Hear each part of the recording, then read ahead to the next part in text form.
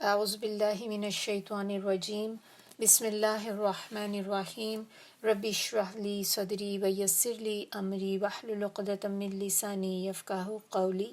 رب یسر ولا تعسر وتمم بالخیر۔ آج کا لیسن سورہ نساء، اس کی آیات دیکھیں گے 3 سے 5۔ آیا نمبر 3 دیکھتے ہیں۔ وا اور، ان اگر، خفتم تمہیں ڈر ہو، اللہ کہ نہ، تقسطو انصاف کر سکو، فی میں، الیتامہ یتیم لڑکیوں کے، فن کی ہو تو نکاح کرو، ماں جو، تابہ پسند آئیں، لکم تمہیں، من سے، النساء عورتوں میں، مثنا دو دو، وثلاثہ اور تین تین، ورباع اور چار چار، فَإِن پھر اگر، خفتم تمہیں ڈر ہو یا تمہیں خوف ہو، اللہ کہ نہ، تعدلو عدل کر سکو۔ اللہ یہاں پر جو ہے نا یہ دو سے مل کے بنا ہے، ان لا، تو اس طرح دو، تبھی اس کے معنی کہ نہیں، فواحدتن تو ایک ہی کافی ہے، او یا ما وہ جو، ملکت مالک ہوئے، ایمانکم دائنے ہاتھ تمہارے۔ دائنے ہاتھ سے مراد لونڈیاں ہوتی ہیں، لونڈیاں جو پرانے ٹائم میں ہوا کرتی تھیں نا، وہ اس سے مراد ہے۔ ذالکہ یہ، ادنا زیادہ قریب ہے، اللہ کہ نہ، تعولو تم ناانصافی کرو یا تم ایک طرف کو جھک جاؤ۔ آیت نمبر 4، وا اور، آتو دے دیا کرو، النساء عورتوں کو، صدقاتہن صدقاتہن مہر ان کا۔ یہاں پر ایک تھوڑا سا فرق ہے، اگر آپ دیکھیں کہ پڑھنے میں تو ہمیں ایسے ہی لگتا ہے جیسے ہم صدقہ ہی پڑھ رہے ہیں، لیکن جو صدقہ ہوتا ہے اس میں دال کے اوپر زبر ہوتی ہے، تو اس کے معنی ہوتے ہیں صدقہ کرنا، اور یہ جب دال کے اوپر پیش آ جائے صدقات تو پھر وہ مہر کے لیے ہو جاتا ہے، جو حق کے مہر ہوتا ہے نا، جو شادی نکاح کے وقت عورت کو دیا جاتا ہے، تو یہ بس آپ نے خیال رکھنا ہے، دال کے اوپر پیش ہے تو یہ پھر مہر کے معنی میں آتا ہے۔ صدقاتہن مہر ان کا، نحلتن بن مانگے یعنی کہ خوشی سے، فَإِن پھر اگر، طبنا خوشی سے چھوڑ دیں، لکم لیے تمہارے، ان سے، شیئن کچھ، منہ اس میں سے، نفسن خود ہی سے یعنی کہ اپنی طرف سے، دل سے، فَكُلُوهُ تو کھا لو اسے، ہنین شوق کے ساتھ، مرین خوشگوار۔ آیا نمبر 5، وا اور، لا نہیں، تو دو، السفہاء بے عقلوں کو، اموالکم اپنے مال، التی جن کو، جعل بنایا، اللہ اللہ نے، لکم لیے تمہارے، قیامن قیامن سہارے کو کہتے ہیں، سہارا یا قیام کرنا، ورزقوہم ورزقو اور کھانے کے لیے دو، ہم ان کو، فیہا اس میں سے، وکسوہم یہ پہنانے کے بارے میں آتا ہے، جیسے تم پہناتے رہو، اور پہناؤ، ہم ان کو، وقولو اور کہو، لہم ان سے، قولاً بات، معروفہ اچھی بھلی۔ چلیں اب ہم اس کی تفسیر دیکھتے ہیں۔ بسم اللہ الرحمن الرحیم۔ آیا نمبر 3، اور اگر تمہیں خوف ہو کہ تم یتیم لڑکیوں سے انصاف نہ کر سکو گے تو دوسری عورتوں میں سے جو تمہیں پسند آئیں، دو دو، تین تین، چار چار، ان سے نکاح کر لو۔ پھر اگر تمہیں ڈر ہو کہ تم عدل نہ کر سکو گے تو ایک ہی کافی ہے، یا تمہارے دائیں ہاتھ جن کے تم مالک ہوئے یعنی کہ لونڈیاں، زیادہ قریب ہے کہ تم ایک کی طرف نہ جھک جاؤ۔ یہاں پر اس آیت میں اگر دیکھیں، ہم نے پچھلی جو آیت دیکھی تھی آیت نمبر 2، اس میں یتیم بچوں کی بات ہو رہی تھی۔ اس آیت میں خاص طور پہ یتیم بچیوں کی بات ہو رہی ہے، یتیم لڑکیوں کی بات ہو رہی ہے کہ ان کے ساتھ کیسا برتاؤ کیا جاتا تھا، کیسا بیہیویئر رکھا جاتا تھا ان بچیوں کے ساتھ۔ تو اللہ تعالیٰ یہاں پر وہ بات ہمیں بتا رہے ہیں۔ تو یہ والی جو آیت ہے، اس میں کہا جاتا ہے کہ پرانے زمانے میں یا جاہلیت کے دور میں یتیم بچیاں جو ہوتی تھیں، ان کی بہت زیادہ حق تلفی ہوتی تھی، کیونکہ ظاہر ان کی بیک پہ کوئی نہیں ہوتا تھا، جن کا باپ نہ ہو تو پیچھے کوئی ان کو دیکھنے والا نہیں ہوتا کہ ان کے ساتھ کوئی کیسا بھی بیہیو کرے، کوئی ان کے لیے سٹینڈ نہیں لیتا۔ تو بچیوں کی، یتیم بچیوں کی بہت زیادہ حق تلفی ہوا کرتی تھی، اور ظاہر ہے کہ یتیم بچی کا ولی جو ہے وہ کوئی قریبی رشتہ دار ہی ہوگا نا، تبھی تو ولی کہلائے گا اس کا۔ تو وراثت میں بھی ہو سکتا ہے کہ وہ ولی جو ہے اور وہ یتیم بچی جو ہے ان کا حصہ بنتا ہو، کیونکہ دیکھیں زیادہ تر کیا ہوتا ہے کہ جب کوئی بچہ یتیم ہوتا ہے تو اس کی ٹیک کیئر کے لیے اس کے فیملی والے اس کو لے لیتے ہیں، اور ان میں سب سے پہلے کون آتا ہے؟ آپ کے دادا، چچا وغیرہ، چچا، تایا، پھر آپ کے ماموں، اس طرح سے۔ تو جب یہ اس طرح کے رشتے ہوتے ہیں تو جو وراثت ان کے ماں باپ چھوڑ کے جاتے ہیں اس میں ان کا بھی حصہ آتا ہے۔ تو کہیں نہ کہیں یہ ہوتا ہے کہ آپ چیزیں شیئر کر رہے ہوتے ہیں، کہ آپ کا بھی حصہ ہوتا ہے، یتیم بچوں کا بھی حصہ ہوتا ہے اندر۔ تو اس وجہ سے سم ٹائم انسان بچوں کے ساتھ زیادتی کر بیٹھتا ہے، کہ آپ کوشش ہوتی کہ ان بچوں کا مال جو ہے وہ بھی میں ہی لے لوں۔ تو اس کے اندر اس کے شان نزول اس آیت کا جو تھا وہ کچھ اس طرح سے ہے کہ یہ آیت جو اللہ تعالیٰ نے نازل کی تو اس کی ریزن کیا بنی۔ ایک دفعہ حضرت عائشہ فرماتی ہیں کہ ایک شخص ایک یتیم بچی کی پرورش کرتا تھا، اور اس نے صرف اس غرض سے اس کے ساتھ نکاح کر لیا کہ وہ ایک کھجور کے درخت کی مالکہ تھی، ورنہ اس کے دل میں اس لڑکی کی کوئی محبت نہ تھی، اور اس لڑکی کے حق میں پھر یہ آیت اتری۔ اور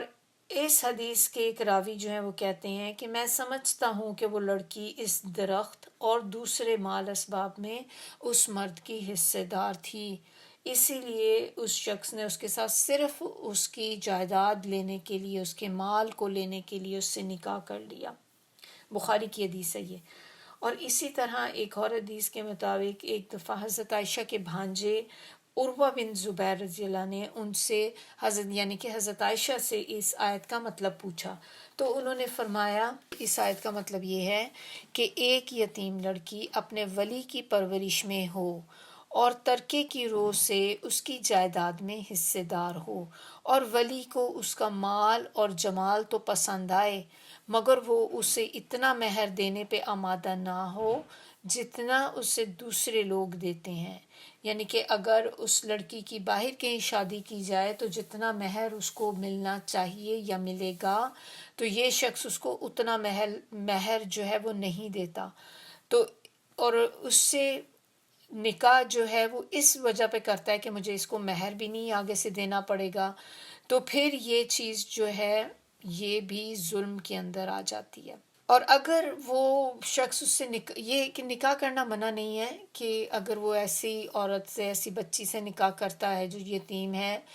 اگر وہ اس کو پورا حق مہر ادا کرے اس کا، تو پھر اس میں کوئی برائی نہیں ہے۔ لیکن اگر وہ نکاح صرف اس انٹینشن سے کرتا ہے کہ میں اس کا مال بھی کیونکہ ظاہر میں شوہر بن جاؤں گا تو اس کا مال بھی میرا ہو جائے گا، اور چونکہ یہ تو میرے گھر کی بندی ہے کہ میں خود اس کی پرورش کرتا ہوں، تو پھر میں نے اس کو تو مہر دینے کا کوئی بنتا ہی نہیں، تو یہ چیز غلط ہے، یہ نہیں کر سکتے۔ پھر یہاں پر یتیم بچیوں کے جو اولیاء ہیں، جو ان کی ٹیک کیئر کرتے ہیں، ان کو خاص طور پہ جو وارننگ دی جا رہی ہے، خاص طور پہ ان کو بتایا جا رہا ہے کہ اگر تمہیں ڈر ہو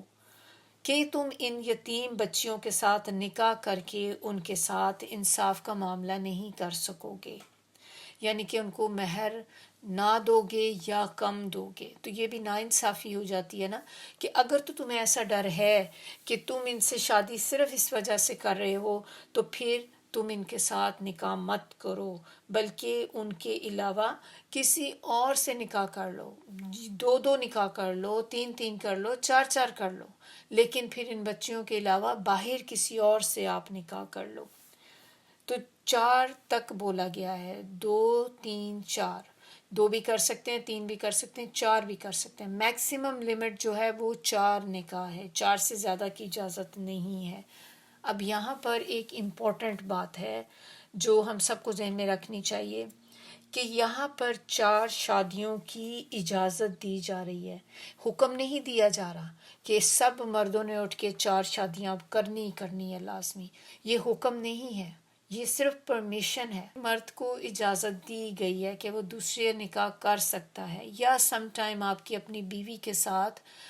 اتنی پسندیدگی نہیں ہوتی، آپ کو اپنی بیوی میں اتنی اٹریکشن محسوس نہیں ہوتی، تو آپ طلاق بھی نہیں دینا چاہ رہے ہوتے کہ جیسے آپ کے بچے بھی ہیں اس سے، تو آپ کا لیکن اس کے ساتھ آپ کا دل بھی اٹیچ نہیں ہے، تو پھر ایسی صورت میں بھی آپ دوسری شادی کر سکتے ہیں، اجازت ہے، دوسری تیسری چوتھی 4 تک کی اجازت ہے۔ لیکن یہ حکم مینلی تب آیا تھا جب جیسے جنگ کی بات ہوتی ہے، تو جنگ کے بعد کیا ہوتا ہے کہ کافی سارے بچے اور جو بیوائیں رہ جاتی ہیں، تو پھر ان کی ٹیک کیئر کون کرے گا، تو پھر ایسی سچویشن میں ایک مرد کو 4 نکاح تک کی اجازت دی گئی کہ وہ کر سکتا ہے، تاکہ ان کا بھی کوئی ٹیک کیئر کرنے والا ہو جائے، ورنہ وہ کیا ہوگا، یتیم بچے تو رل جائیں گے۔ تو اس میں کوئی لسٹ کی وجہ سے نہیں کیا جاتا تھا کہ آپ صرف اپنی خواہشات کی وجہ سے کر رہے ہیں، بلکہ صرف معاشرے میں ایک عورتوں کو ان کو ایک چھت پرووائڈ کرنے کے لیے، ان کی ٹیک کیئر کرنے کے لیے نکاح کا حکم دیا گیا تھا۔ آپ صلی اللہ علیہ وآلہ وسلم کی ایک بڑی خوبصورت حدیث ہے جس میں انہوں نے فرمایا کہ ایک عورت سے 4 باتوں کی وجہ سے نکاح کیا جاتا ہے، اور وہ کیا 4 چیزیں ہیں؟ سب سے پہلی چیز اس کا مال، یہ بھی دیکھا جاتا ہے کہ عورت کتنی مالدار ہے۔ دوسری چیز اس کا حسب نسب، یعنی کہ اس کا سٹیٹس دیکھا جاتا ہے کہ وہ کون سے خاندان سے ہے، جیسے ہم کہتے ہیں نا ذات برادری دیکھتے ہیں ہم، کون سی برادری کی ہے، کون سے خاندان کی ہے، یہ اس بیسس کے اوپر کیا جاتا ہے۔ تیسری چیز عورت کی خوبصورتی کے اوپر کیا جاتا ہے کہ کوئی لڑکی بڑی خوبصورت ہے تو انسان دیکھ کر کے یہاں اس سے میں نے شادی کرنی، اور چوتھی چیز اس کے دین کی وجہ سے، اور نبی صلی اللہ علیہ وسلم نے کہا کہ ان میں سے تم دیندار عورت سے شادی کرو، تمہارے ہاتھ خاک آلود ہوں، یعنی کہ دیندار عورت کا انتخاب کرنا چاہیے جب بھی آپ رشتہ دیکھیں، کیونکہ آپ کی آگے کی جو جنریشن ہے، آگے کی نسل جو آپ کی ہوگی، وہ چلے گی آپ کی اس عورت کے ساتھ، تو خوبصورتی بھی ہے تو کتنی دیر رہے گی، آخر وہ خوبصورتی ہمیشہ تو نہیں رہتی نا۔ آپ کی دیکھیں، خود دیکھیں، جب تھوڑی سی عورت کی ایج ڈھلنے شروع ہو جاتی ہے، بڑھاپا آنے لگ جاتا ہے، تو وہ خوبصورتی ویسی نہیں رہتی۔ پھر اسی طرح جو عورت کے پاس پیسہ ہوتا ہے، پیسہ بھی آنی جانی چیز ہے، آج ہے ضروری نہیں کہ کل بھی ہو، وہ بھی چلا جائے گا۔ دین ایک ایسی چیز ہے جو ہمیشہ آپ کے پاس رہے گا، نالج آپ کا، جو بھی نالج آپ نے گین کیا ہے وہ تو آپ سے کوئی بھی چھین نہیں سکتا، اور جب آپ ایک دیندار عورت کے ساتھ کریں گے تو وہ آپ کے بچوں کی بھی اچھی پرورش کرے گی۔ اور اس سے ہمیں ایک اور بھی بات پتہ چلتی ہے یہاں سے کہ اللہ تعالیٰ کہہ رہے ہیں نکاح کرو ان سے جو تمہیں پسند آئیں، فَانْکِحُوا مَا طَابَ لَکُمْ، کہ وہ جو تمہیں پسند آئیں ان سے نکاح کرو، ایسے نکاح مت کرو کہ جہاں پر آپ کا دل آمادہ نہ ہو، آپ کا دل نہ مانتا ہو، لیکن آپ کسی انڈر پریشر آ جائیں کسی کے، زبردستی کسی وجہ سے آپ اس سے نکاح کریں، ایسا نکاح بھی نہیں کرنا چاہیے۔ تو اس میں، اور اگر ماں باپ بھی کر رہے ہیں تو انہیں بھی یہ دیکھنا چاہیے کہ اپنے بچوں کی زبردستی کہیں شادیاں مت کریں، بچوں کی بھی رضامندی شامل ہونا ضروری ہے اندر۔ اب اس آیت کو دیکھیں، پچھلی آیت کو دیکھیں، سبحان اللہ، اب دیکھیں کہ اللہ تعالیٰ نے کن لوگوں کی بات کر رہے ہیں، کن کے رائٹس کی بات کر رہے ہیں؟ پچھلی آیت میں ہم نے دیکھا تھا یتیموں کی بات ہو رہی تھی، یتیم بچوں کی۔ اس آیت میں یتیم لڑکیوں کی خاص طور پہ بات کی جا رہی ہے۔ یہ وہ لوگ ہیں کہ جن کا سوسائٹی کے اندر کوئی ایک مقام نہیں ہوتا، کیونکہ ہم سب اس سے بخوبی واقف ہیں کہ جب کوئی بچے یتیم ہو جاتے ہیں یا یتیم بچے ہمارے ارد گرد ہوتے ہیں، سوسائٹی میں ہوتے ہیں، تو ان کو کیسی نظر سے دیکھا جاتا ہے، کیونکہ پتہ ہوتا ہے کہ ان کے پیچھے کوئی نہیں ہے، ہم ان کے ساتھ جیسا مرضی سلوک کریں اور ان کا کوئی ویلیو نہیں ہے۔ اب وہی بچے جب ان کے ماں باپ زندہ ہوتے ہیں تو ان کے خاندان والے دیکھیں کتنے پیار سے بچوں سے بات کرتے ہیں، کتنی ٹیک کیئر کرتے ہیں، لیکن وہی رشتہ دار جب ان کے ماں باپ کی ڈیتھ ہو جاتی ہے تو وہ انہی بچوں کے ساتھ کیسا بیہیویئر کرنے لگ جاتے ہیں، نوکروں تک ٹریٹ کرتے ہیں جیسے نوکروں کو ٹریٹ کیا جاتا ہے، اس طرح سے ان کا حال ہو جاتا ہے۔ تو اتنا فرق پڑ جاتا ہے کہ جب کسی کا باپ چلا جائے اس دنیا سے تو جس کے لیے کوئی کھڑا ہو کے بات نہیں کرتا، جس کے لیے کوئی سٹینڈ نہیں لیتا، اللہ تعالیٰ نے ان کے بارے میں آیات نازل کر دی، کیونکہ یہ وہ لوگ تھے جن کے بہت زیادہ حق تلفیاں ہوتی تھی، اور جب حق تلفی ہوتی تھی تو ظاہر ہے ان کے لیے کون کچھ کر سکتا تھا؟ کوئی کچھ بھی نہیں کرتا تھا، کوئی ان کے لیے سٹینڈ نہیں لیتا تھا۔ لیکن اللہ تعالیٰ دیکھیں کہ اللہ تعالیٰ کتنا کریم ہے کہ اللہ سبحانہ تعالیٰ نے ان کے رائٹس کی بات یہاں پر کر کے سب کو کہہ دیا کہ یہ اس طریقے سے آپ کو یتیموں کے ساتھ ٹریٹ کرنا چاہیے۔ آیت نمبر 4، اور عورتوں کو ان کے حق مہر بخوشی ادا کرو، ہاں اگر وہ اپنی خوشی سے اس میں سے کچھ تمہیں چھوڑ دیں تو پھر تم اسے مزے سے کھا سکتے ہو۔ اب اس آیت کے اندر پچھلی آیت میں ہم نے دیکھا تھا کہ وہ ایک کمزور مخلوق تھی جس کی بات کی جا رہی تھی، یتیم، ہماری سوسائٹی کی کمزور مخلوق۔ اب ایک اور کمزور مخلوق کی بات ہو رہی ہے، اور وہ کون ہے؟ عورت۔ عورتوں کے بارے میں بات اب کی جا رہی ہے۔ زمانہ جاہلیت کے اندر، معاشرے کے اندر دو لوگوں کے حقوق مارے جاتے تھے، ایک یتیموں کا اور ایک عورت کا، اور خاص طور پہ ان دو لوگوں کے ان کے مال کے ساتھ بہت زیادتی کی جاتی تھی، یعنی کہ یتیموں کے اور عورتوں کے مال کے ساتھ زیادتی کی جاتی تھی، اور ان کا مال جو تھا وہ کھا پی لیا جاتا تھا، ان کے مال پہ نظر ہوتی تھی۔ اسی طرح یتیموں کا مال جو ہوتا تھا، ان کے ماں باپ چھوڑ کے مر جاتے تھے جو، تو اس پہ نظر ہوتی تھی لوگوں کی، ان کا مال ہڑپ کر لیتے تھے اور یتیم بچوں کو اپنے گھر میں نوکر بنا کے رکھ لیتے تھے۔ اسی طرح عورتوں کے ساتھ بھی ہم سب بہت اچھی طرح واقف ہیں کہ ہماری ملک میں دیکھیں گاؤں وغیرہ میں کس طرح کی چیزیں ہوتی ہیں بچیوں کے ساتھ، کہ بعض اوقات صرف اس وجہ سے کہ ان کے پاس جائیداد ہوتی ہے، ان کا نکاح جو ہے وہ ایسی عجیب عجیب چیزوں سے کر دیا جاتا ہے، سم ٹائم جیسے چھوٹے بچے کے ساتھ نکاح کر دیا جائے گا، کبھی ایسا بھی سننے میں آیا کہ قرآن کے ساتھ نکاح کر دیا جاتا ہے۔ تو کتنی غلط چیزیں ہیں یہ جو ہماری سوسائٹی کے اندر چل رہی ہیں، تو یہ ساری چیزیں یہ زیادتیوں کے اندر آ جاتی ہیں کہ ان کے حق مارے جاتے ہیں اس طرح سے۔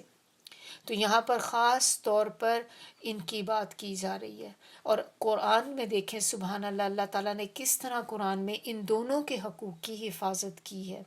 اب مردوں کو کہا جا رہا ہے اس آیت میں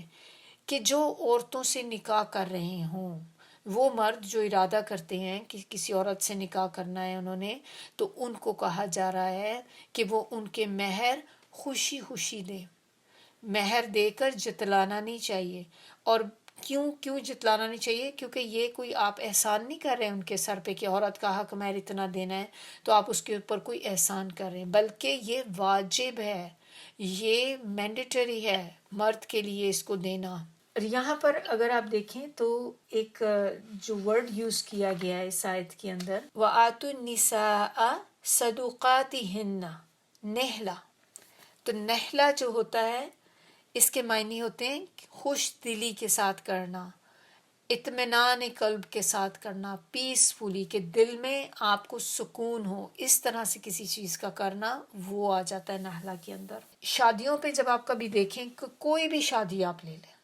کوئی شاز و نازی کوئی شادی ایسی ہوتی ہوگی جو آپ کو لگتا ہوگا کہ بہت ہی سادہ شادی ہے، میجورٹی شادیاں جو ہم دیکھتے ہیں وہ اتنا اسراف ہوتا ہے اس میں کہ بس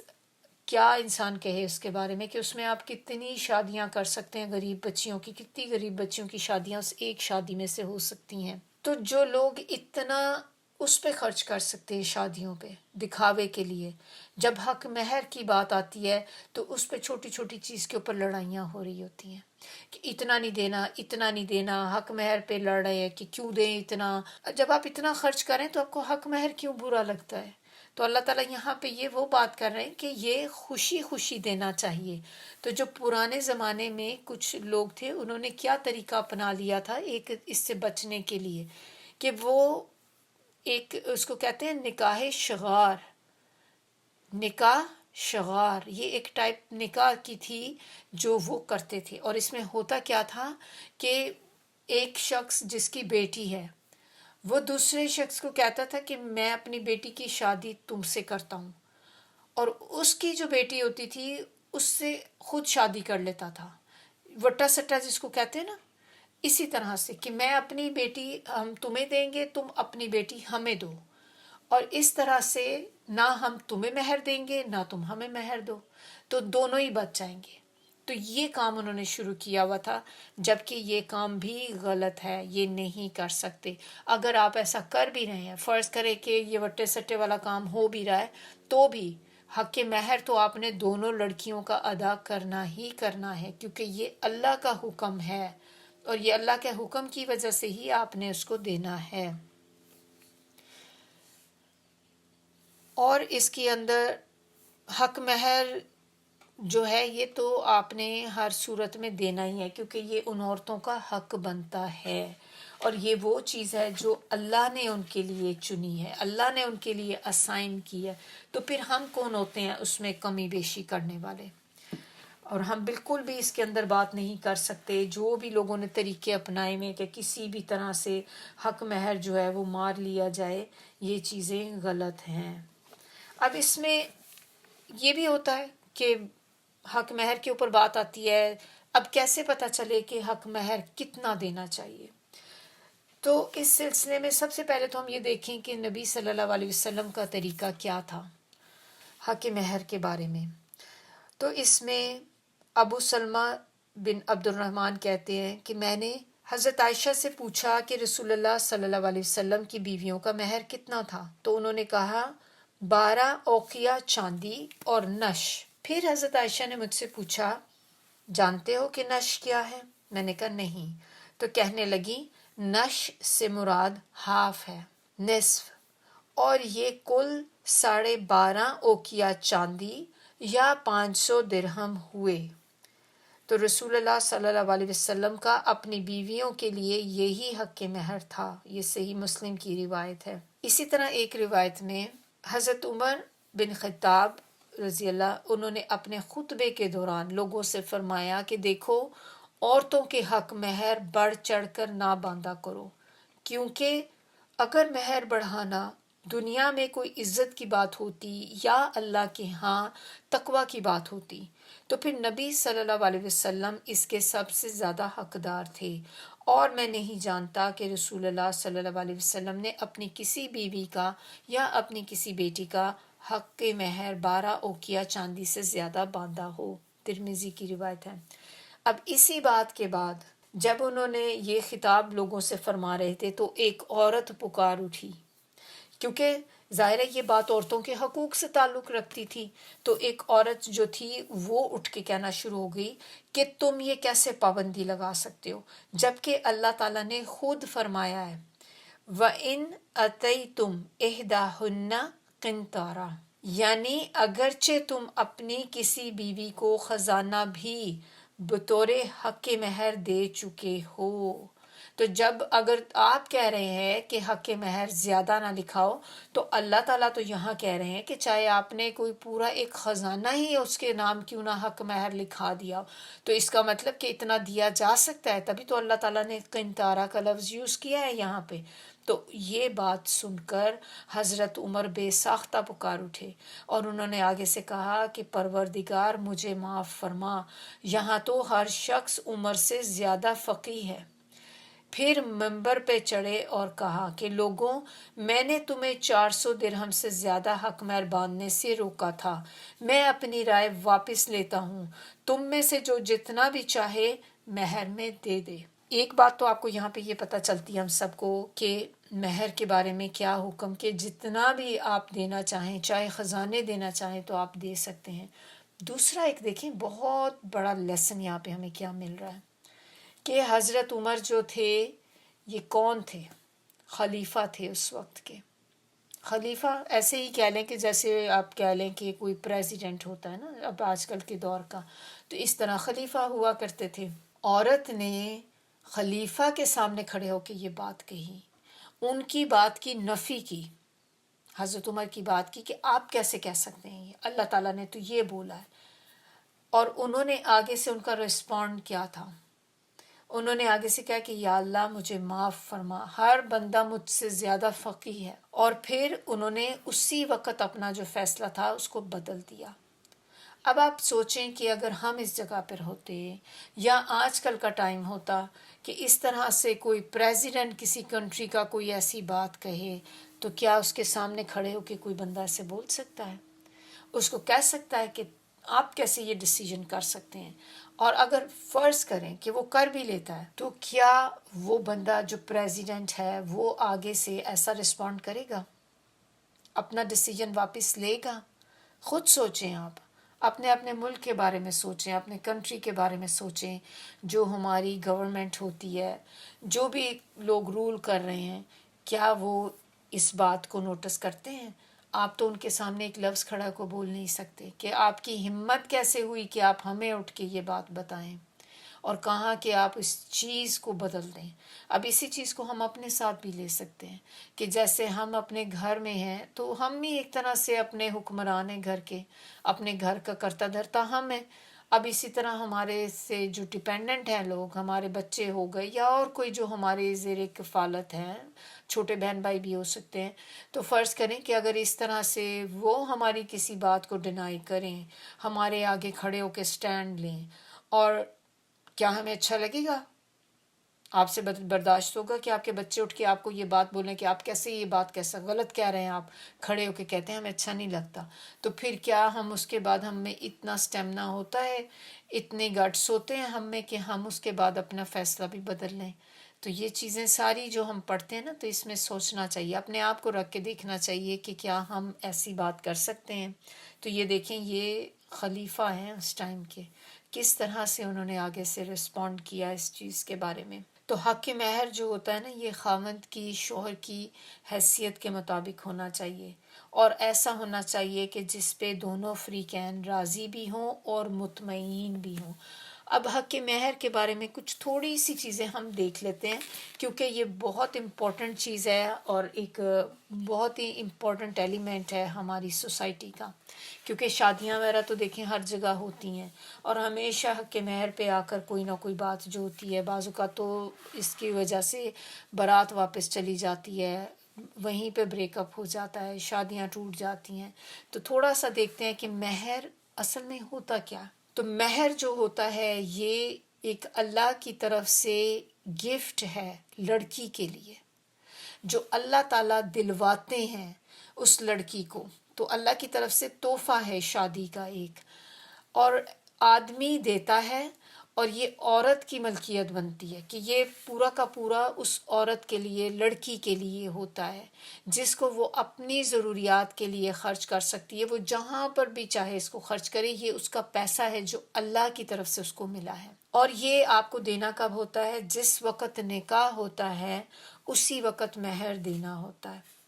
مہر جو ہوتا ہے یہ مرد کے اوپر قرض کی طرح ہوتا ہے، اگر کوئی شخص نکاح ہو جائے اور اس کے بعد جب تک وہ مہر ادا نہیں کرے گا، ایسے ہی ہے کہ جیسے وہ قرضے کے انڈر ہے، کہ اس کے سر پہ قرضہ ہے، اور اگر اس حالت میں اس کی ڈیتھ ہو جاتی ہے تو وہ مقروض ہوگا، چاہے وہ اس کی بیوی کا ہے مہر، لیکن وہ اسی طرح سے کنسیڈر ہوتا ہے کہ جیسے وہ مقروض ہے۔ اور مقروض کے بارے میں نبی صلی اللہ علیہ وسلم جب کوئی بندہ ایسا فوت ہوتا تھا جس کے سر پہ کوئی قرض ہوتا تھا تو اس وقت تک اس کا نماز جنازہ نہیں پڑھاتے تھے جب تک کہ اس کا قرضہ ادا نہ ہو جائے۔ اتنا امپورٹنٹ ہے یہ. اور وہ پھر سم ٹائم اگر اس کو قرضہ کوئی دینے والا نہیں ہوتا تھا جو اس کا قرضہ چکا سکے، جیسے اس کے وارثوں میں کوئی نہیں ہے، اس کے بچے ہیں، چھوٹے چھوٹے بچے ہیں، غریب بچے ہیں کہ وہ نہیں دے سکتے، تو پھر اس وقت اناؤنس کیا جاتا تھا کہ کوئی ایسا ہے جو اس شخص کا قرض ادا کر دے. تو پھر جو بھی کوئی جن کے دل میں اللہ تعالیٰ ترس ڈالتے تھے، جو نرم دل ہوتے تھے لوگ، امیر لوگ کچھ ایسے، تو وہ پھر بعض اوقات اس کے فوت ہوا جو بندہ ہوتا تھا، مقروض جو ہوتا تھا، اس کا قرض ادا کرتے تھے اپنی طرف سے، اور اس کے بعد پھر نبی صلی اللہ علیہ وسلم اس کا نماز جنازہ کیا کرتے تھے. حق مہر کو خوشی خوشی دینا چاہیے، مجبوراً نہیں، تنگ دل کے ساتھ نہیں دینا چاہیے، ایک خوش دلی کے ساتھ، رضامندی کے ساتھ دینا چاہیے کہ یہ اللہ کا حکم ہے اور آپ اللہ کے حکم کو پورا کر رہے ہیں. تو جب آپ اللہ کے حکم کو پورا کرتے ہیں تو پھر اس میں آپ کے لیے ثواب بھی ہوتا ہے، اور یہ اللہ کی طرف سے حق ہے جو عورت کو ملا ہے. یہ آپ احسان نہیں کر رہے اس کے سر پہ. یہ بات بھی یاد رکھیں کہ ہم دے رہے ہیں تو ہم سوچتے ہیں کہ میں اس کے سر پہ احسان کر رہا ہوں، تو پھر آپ اس کو حق مہر دیں، ایسے ماریں اس کے منہ پہ کہ لو پکڑو، یہ تھا نا جو تمہارے ماں باپ نے اتنا حق مہر لکھوایا تھا، لو پکڑو، اس طرح سے دینا. یہ بھی غلط، آپ ایسے نہیں کر سکتے. اور ایک بہت امپورٹنٹ بات کیا ہے کہ اگر کسی شخص نے نکاح کے وقت مہر جو مقرر ہوتا ہے اور مہر ادا نہیں کیا، اور اس کے بعد نکاح کے بعد آپ نے عورت سے تعلق بھی آپ کا قائم ہو گیا اور آپ نے مہر نہیں دیا، اور اسی حالت میں پھر انسان کی بعد میں اسی حالت میں ڈیتھ ہو جائے کہ اس نے ابھی تک مہر ادا نہیں کیا، تو وہ جب قیامت کے دن اٹھے گا تو وہ ایک زانی کی حیثیت سے اٹھے گا، کہ وہ سارا جو اس کا عورت سے تعلق وہ زنا میں آ جاتا ہے، حالانکہ اس کا نکاح ہو چکا تھا. اس سے امپورٹنس پتہ چلتی ہے کہ حق مہر جو ہوتا ہے یہ کتنا امپورٹنٹ ہے، تو اسی لیے اس کو فوری دے دینا چاہیے. اور یہ ایک اور چیز بھی بڑی امپورٹنٹ ہے اس میں کہ جب آپ مہر دیتے ہیں تو وہ صرف عورت کو ہی دیا جاتا ہے، یہ عورت کے والدین نہیں لے سکتے. کہ بعض اوقات ایسا بھی ہوتا ہے کہ اس کا زیادہ سے زیادہ مہر لکھوا لیتے ہیں اور پھر وہ مہر ماں باپ رکھ لیتے ہیں اور بچی کی شادی کر دیتے ہیں، کہ ایک طرح سے آپ بچی کو کہہ لیں کہ آپ اس کو سیل کر رہے ہیں، بیچ رہے ہیں نا اپنی بچی کو، کہ آپ اپنی مرضی کا مہر جہاں سے ملتا ہے پھر آپ دیتے ہیں. اور دوسرا پھر یہ بھی ہوتا ہے کہ کئی دفعہ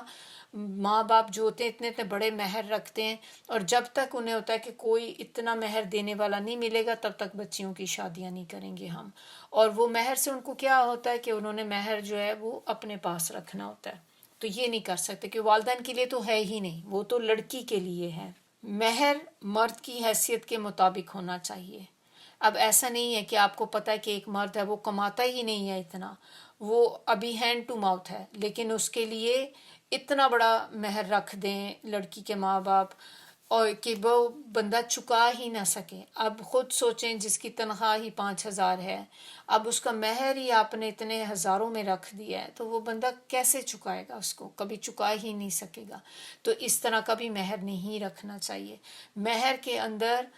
کہتے ہیں کہ آپ، یہ ایک حدیث ہے نبی صلی اللہ علیہ وسلم کی، کہ نبی صلی اللہ علیہ وسلم کے پاس ایک شخص آیا، اس نے نکاح کرنا تھا، تو وہ پوچھ رہا تھا نبی صلی اللہ علیہ وسلم سے کہ میں نے نکاح کرنا ہے. تو آپ صلی اللہ علیہ وسلم نے کہا کہ تمہارے پاس مہر میں دینے کو کیا ہے؟ اس نے کہا میرے پاس تو کچھ بھی نہیں ہے، صرف یہ ایک لوہے کا ایک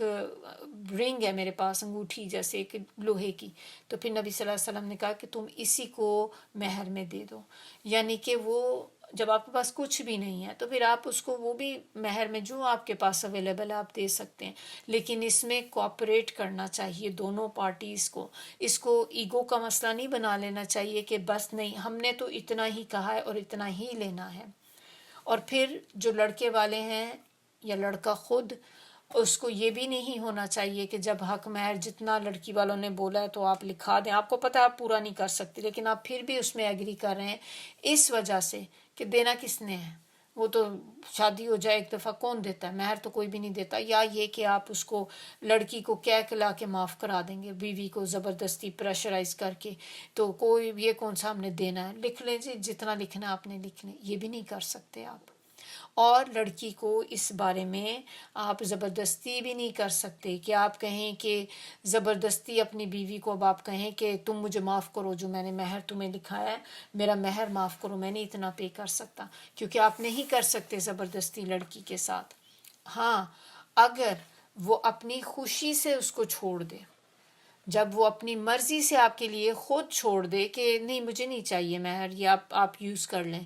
پھر آپ اس کو ہنسی خوشی لے لیں، مزے سے کھاؤ اس کو، پھر آپ اس کو یوٹیلائز کر سکتے ہیں۔ لیکن اگر وہ اپنی مرضی سے نہیں دیتی اور آپ اس کے ساتھ زبردستی زیادتی کر کے لے رہے ہیں تو یہ ظلم کے اندر آ جاتی ہے، یہ چیز نہیں آپ کر سکتے، پھر وہ مال آپ استعمال نہیں کر سکتے اگر آپ اس طریقے سے کہہ کے لیں گے۔ ایک اور بھی اس میں جو 2 ورڈ ہیں، بڑی خوبصورت ورڈ اس آیت کے اندر ہیں جو اللہ تعالیٰ نے اس میں استعمال کیے ہیں ورڈ، اور وہ ورڈ کیا ہیں؟ ہنین مریا۔ ہنین کیا ہوتا ہے تھوڑا سا دیکھ لیتے ہیں معنی اس کے۔ یہ کہتے ہیں ہر وہ چیز جس میں مشقت پیش نہ آئے، یعنی کہ ہر اس چیز کو کہتے ہیں جس میں آپ کو کوئی ایفرٹس نہ کرنے پڑیں، بغیر ایفرٹ کے آپ کو جو چیز مل جائے بڑی آسانی کے ساتھ۔ اور اس میں ایسی بھی چیزیں آ جاتی ہیں کہ جن کو کھانے کے بعد کوئی خرابی نہ لاحق ہو، کوئی آپ کو کوئی نقصان نہ ہو اس کا۔ کھانا کیا، کھانا صرف ایک کھانا وہی تو نہیں ہوتا جو ہم کھاتے ہیں، میل وہ تو ہوتا ہی ہے، لیکن مال بھی تو کھاتے ہیں نا۔ تو مال اور رزق، کوئی بھی چیز ایسی جو آپ کھائیں وہ آپ کو کوئی خرابی پیدا نہ کرے، اور کسی چیز کا بغیر مشقت کے حاصل ہو جانا، یہ ساری چیزیں ہنین کے اندر آ جاتی ہیں۔ اسی طرح ورڈ آتا ہے ہنی الطعام، خوشگوار کھانا۔ ہنا دیکھیں نام بھی ہوتا ہے اور نام رکھا جاتا ہے، ہنا خوبصورت نام ہے، اور اسی طرح ہنیہ یہ بھی نام رکھا جاتا ہے یا رکھ سکتے ہیں لڑکیوں کے نام ہنیہ۔ تو مریہ اب آگے جو ورڈ ہے، مریہ کے کیا معنی ہوتے ہیں؟ مریہ کے معنی ایسا کھانا جس سے کوئی بیمار نہ ہو، یعنی کہ اینڈ اچھا ہو، اس کا انجام اچھا ہو۔ آیا نمبر 5، اور تم نادانوں کو ان کے مال واپس نہ کرو جسے اللہ نے تمہارے لیے قیام زندگی کا ذریعہ بنایا ہے،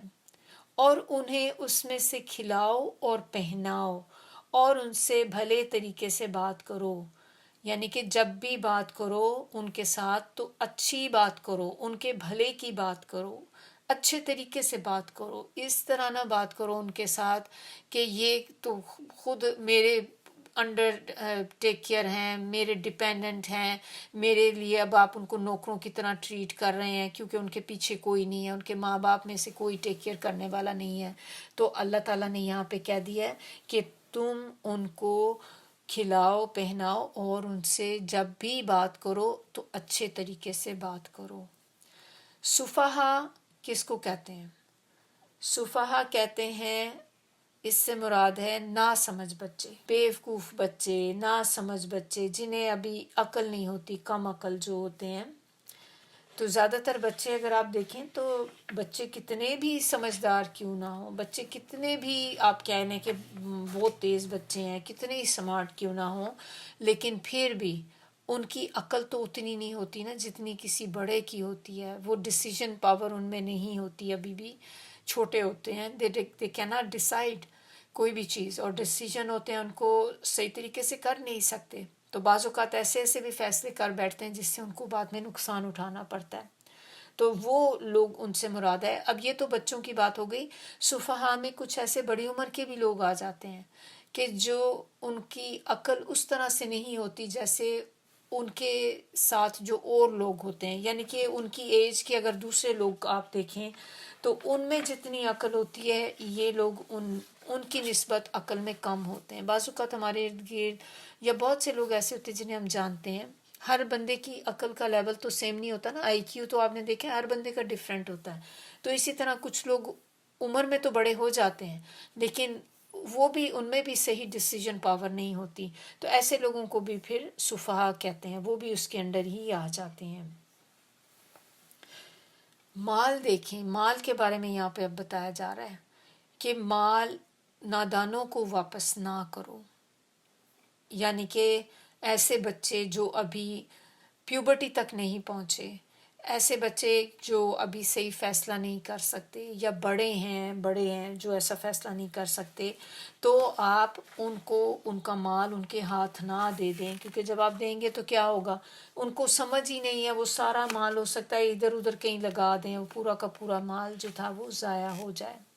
اور مال ایسی چیز تو ہے نہیں کہ اس کو ضائع کیا جا سکے، ضائع نہیں کرنا چاہیے مال کو، یہ اللہ کی طرف سے یہ بھی ایک نعمت ہے، اور اسی لیے اللہ تعالیٰ نے اسراف سے منع کیا ہے کہ اسراف نہیں کرنا چاہیے۔ تو اللہ تعالیٰ نے جو مال ہمیں دیا ہے اس مال کی حفاظت بھی کرنی چاہیے۔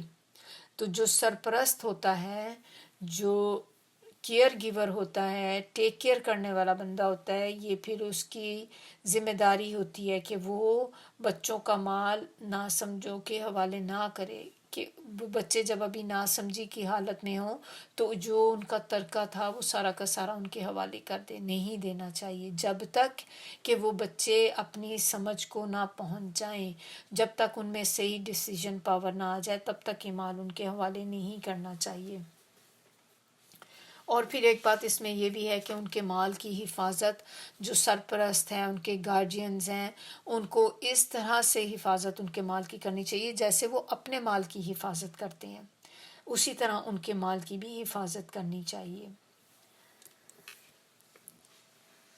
اب اس میں وہ لوگ بھی آ جاتے ہیں کہ جیسے دیکھیں بعض اوقات ایسے بھی حالات ہوتے ہیں کہ سینیریوز ہوتے ہیں کہ کسی گھر میں ماں باپ چلے جاتے ہیں، اب بھائی بہن رہ جاتے ہیں۔ اب بھائی بہن میں جو بڑا بھائی ہے، اب وہ اپنے چھوٹے بھائی کو جو ابھی نادان ہے، ابھی ناسمجھ ہے، کہ وہ اس کا حصہ اس کے حوالے کر دے کہ یہ بھی ہمارے ماں باپ نے جو ترکہ چھوڑا ہے یہ تمہارا حصہ بنتا ہے، اس کے پکڑا دیا ہاتھ میں۔ اب وہ بچہ ہے، ناسمجھ ہے، اس کو پتہ ہی نہیں میں نے مال کو کہاں لگانا ہے، اور مال ضائع کر سکتا ہے۔ تو ایسے بچے کو مال آپ تب تک نہیں دیں گے کہ جب تک کہ وہ اپنی سمجھ والی عقل کو نہ پہنچ جائے،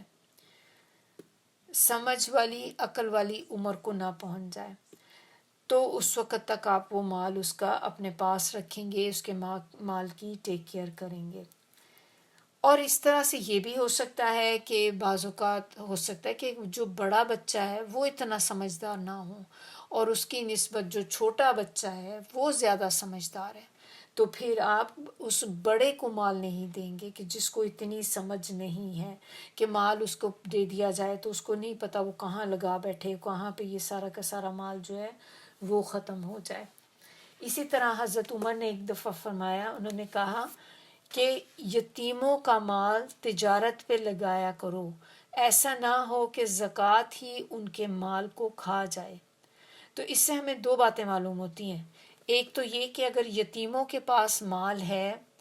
اور وہ مال بھی اگر نصاب کو پہنچ جائے، نصاب کا مطلب یعنی کہ اتنا ہو جائے کہ جس پہ زکوٰۃ بنتی ہے، تو پھر اس پہ زکوٰۃ لازم ہے، زکوٰۃ ادا کرنی پڑے گی۔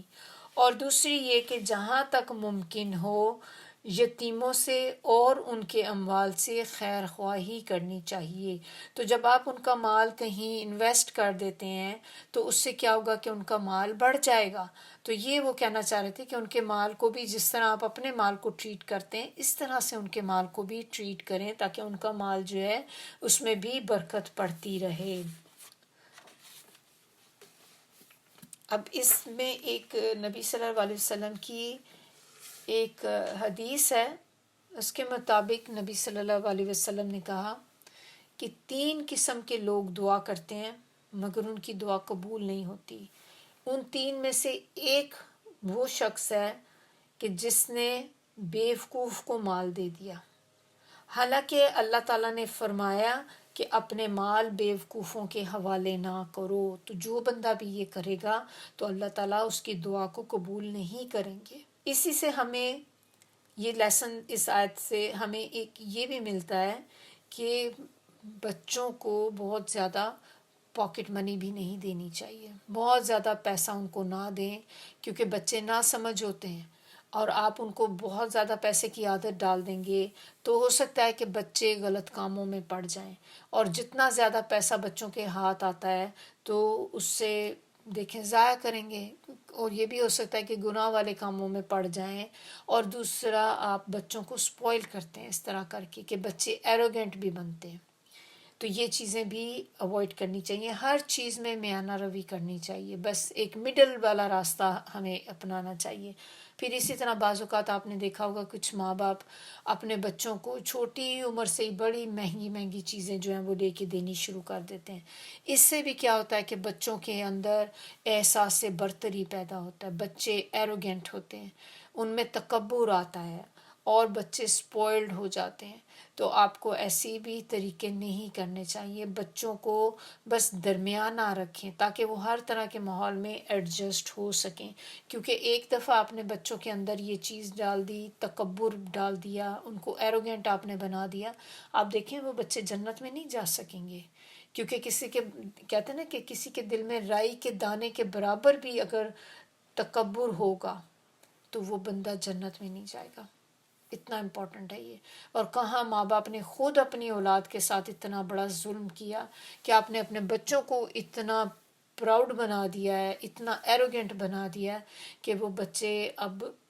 اپنے سے نیچے کسی کو دیکھتے ہی نہیں. ہر ایک کے اوپر وہ سمجھتے ہیں کہ ہم سے اوپر کوئی ہے ہی نہیں، ہم ہیں بس، سب سے بڑھ کے ہم ہی ہیں. اور کیونکہ جب بھی کسی کے پاس دیکھیں پیسہ آتا ہے، لوگ کیوں برانڈڈ چیزیں استعمال کرتے ہیں؟ اپنے آپ کو دوسروں کے اوپر شو کرنے کے لیے کہ دیکھو ہم افورڈ کر سکتے ہیں. تو یہ چیزیں جو ہیں بچوں کو اگر آپ چھوٹی ایج میں ہی ڈال دیں، اتنی پاکٹ منی انہیں دینی شروع کر دیں، تو ظاہر سی بات ہے کہ بچے جو ہیں وہ بگڑ سکتے ہیں اس سے. تو یہ ساری چیزیں ہمیں سوچنا چاہیے ان کے بارے میں کہ اپنے بچوں کی تو ٹیک کیئر آپ ہی نے کرنی ہے، تو ان کو اتنا ہی مال دیں، اتنی پاکٹ منی دیں جس سے وہ کم از کم سپوائل نہ ہوں. یہاں تک ہی آج کا ہمارا لیسن تھا. انشاءاللہ باقی ہم دیکھیں گے اگلی کلاس میں. سبحانک اللہم و بحمدک، نشہد ان لا الہ الا انت، نستغفرک و نتوب الیک. سبحان ربک رب العزت عما یصفون وسلام علی المرسلین والحمد للہ رب العالمین. ربنا تقبل منا انک انت السمیع العلیم وتب علینا انک انت التواب الرحیم. السلام علیکم ورحمۃ اللہ وبرکاتہ.